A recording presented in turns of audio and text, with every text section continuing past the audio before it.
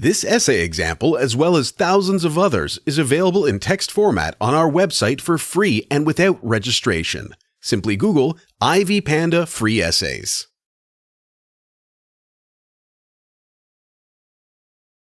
Blood Diamond is a 2006 film whose theme is the financing of war using revenues from diamonds attained through blood in Sierra Leone, an African country that has been engulfed by war in the last 2 decades due to diamonds.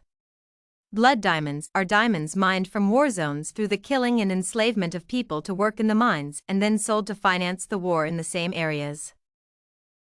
The lead actor of the film is Leonardo DiCaprio, Danny Archer, supported by Jimin Hunsu, Solomon Vandy, and Jennifer Connelly, Maddie Bowen. It was directed by Edward Zwick and set in Sierra Leone, showing a country where government forces are in conflict with rebel forces.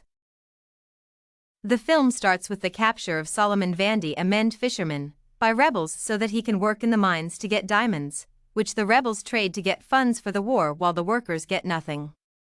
On the morning he is captured, as he was escorting his son to school, whereby he had dreams of him becoming a doctor one day, but his dreams are shuttered when the rebels appear. The rebels started to shoot from every direction to stop people from escaping, and then they cut people's arms to prevent them from voting in the coming elections.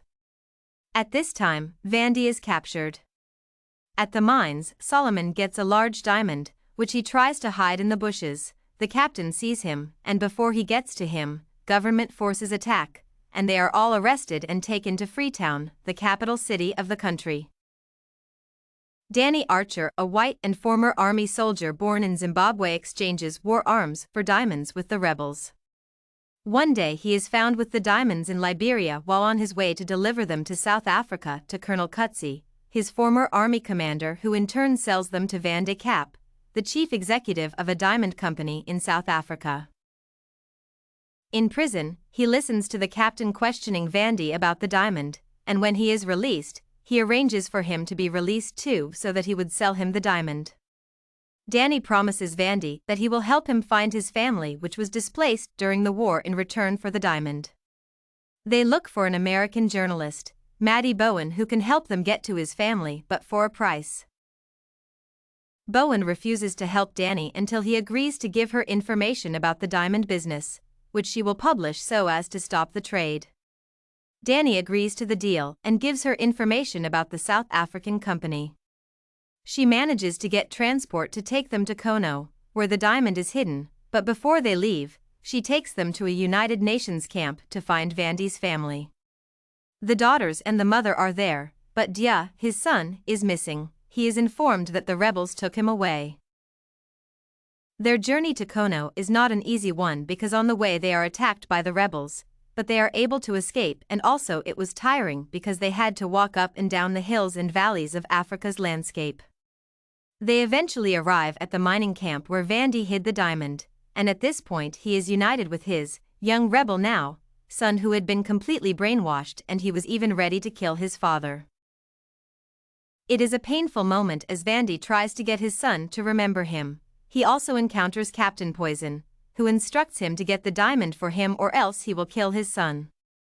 Mercenaries from South Africa arrive who are also after the diamond. They attack from the air and kill everyone at the mine, while at the same time, Vandy murders the captain with a mining shovel. Colonel Coetzee turns to Danny and orders him to tell Vandy to bring the diamond. As Vandy digs to get the diamond, Danny kills the colonel and his 2 officers because he suspects they will kill him after they have the diamond in their hands. Vandy is able to get the diamond soon enough before the other mercenaries get to them, and they run away from the mine, but Danny is shot in the chest, damaging his lungs. He realizes that he will not survive for long and he gives back the diamond to Vandy. Then he calls Bowen and pleads with her to assist Vandy sell the diamond, and he dies.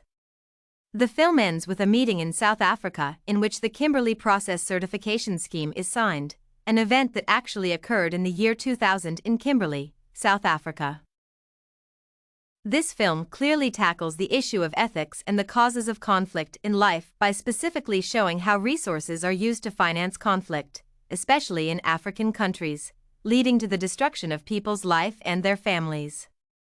It is also very devastating to see how young children are recruited into war, hardened to kill even their own parents, and they used to perform evil for their masters. People are enslaved by their fellow countrymen to mine for diamonds, which does not help them or their families. Instead, they are subjected to poverty and misery as their dreams are shattered by war. All these actions are against human rights and should not be happening in this century when we have so many humanitarian organizations that could have prevented these events, but instead, they watched as it happened and came in too late when the worst had happened. Hundreds of witnesses have testified that the happenings captured in the film are real as presented: the amputation of people's hands, raping of women, burning of homes, villages, and recruiting children into rebels are all events that happened. Hence, the film was a success in exposing the blood diamonds trade. The Kimberley Process Certification Scheme was a major step in stopping the trade that has claimed many lives, destroyed families, and left others psychologically ill. Did you like this, a critical review of the film Blood Diamond Sample? To get more works like this one, make sure to check out the database of academic paper examples at ivpanda.com. You will find thousands of samples for all your study needs.